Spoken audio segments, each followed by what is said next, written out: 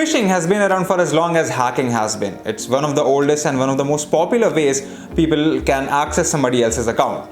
Now, while in the earlier days you had to code your own phishing pages and get around browsers' security checks, these days all you need to use is a simple Python tool. With a little Python 3, ngrok and social engineering know-how, you can now phish just about any account or trace a device's location in a few minutes. In this video, we're going to talk about HiddenEye, a Python-based tool that you can use to hack accounts in a matter of seconds. Now, before we start, keep in mind that this is not a tutorial. It's a demonstration to show you how easily you can be phished if you're not careful.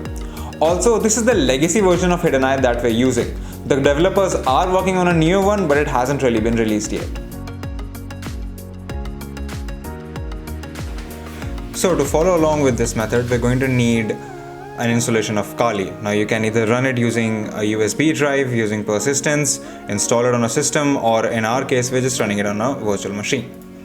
So let's first clone the GitHub repository for HiddenEye by typing in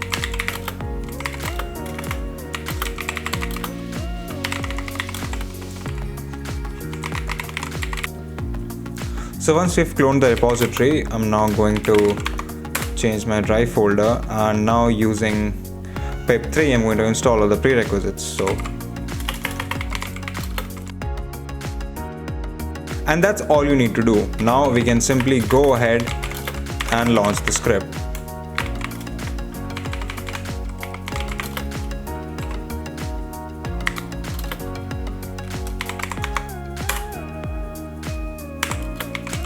Accept the EULA, and there we have it. HiddenEye is running on our machine. Now to start off, let's try and hack GitHub. So I'm going to type in 04. I'm not going to select any of these flashy things, but you can take a fake Cloudflare page, you can get the capture data emailed to you, you can even install a keylogger, which would usually kill the connection, but there's an option to do so. But we're not going to do anything. Now I'm going to type redirect URL. So let's just put a link in there, and now I have to select the port. So I'm just going to run this on 1024. I'm going to start this on localhost, and it's running. Now what I need to do is open up another terminal and start ngrok. Once ngrok is downloaded, I'm just going to start a tunnel connection to my localhost. So the command for that will be, and then the port number. Just hit enter. And now we're going to follow this link and use it to hack our account.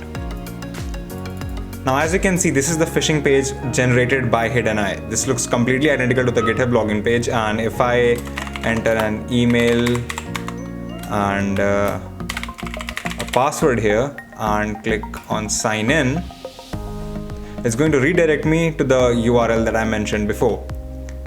Yep.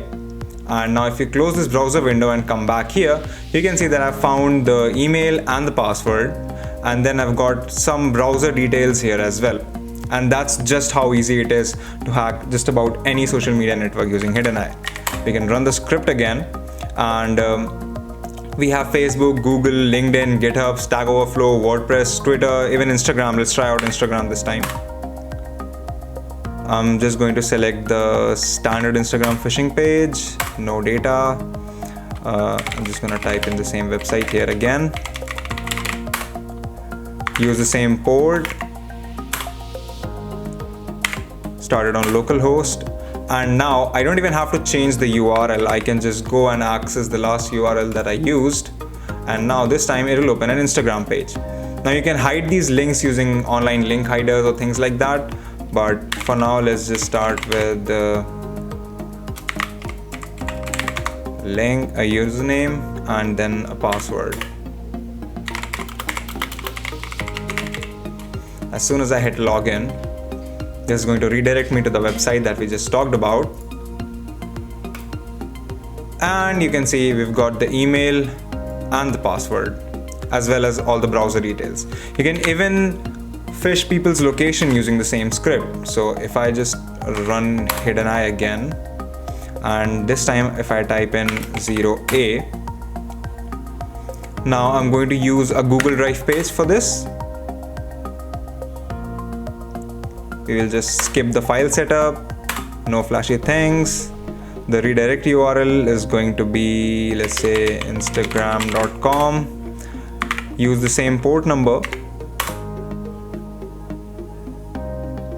Post it on localhost.